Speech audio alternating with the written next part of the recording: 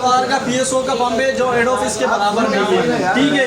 ये एक हफ्ते से 15 दिन से यही मामला आ रहा है कि हम पेट्रोल डलवाते, मीटर चलता है लेकिन पेट्रोल नहीं आता है। लेकिन आज हमने इनको पकड़ लिया है, 1 लीटर का पेट्रोल डलवाया, ये देखे टोटल 80 रुपए का पेट्रोल नहीं है।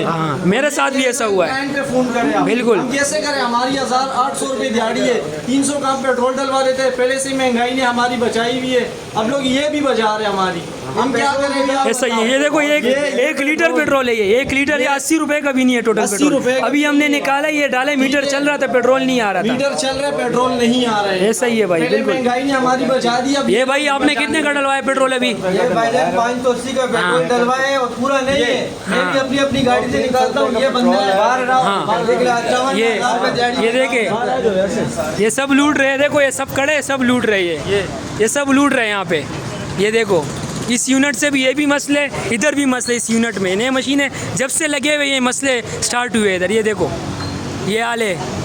ये 3 तलवार का मेन हेड ऑफिस के पास जो है ना PSO पंप है, ये देख सकते हैं आप।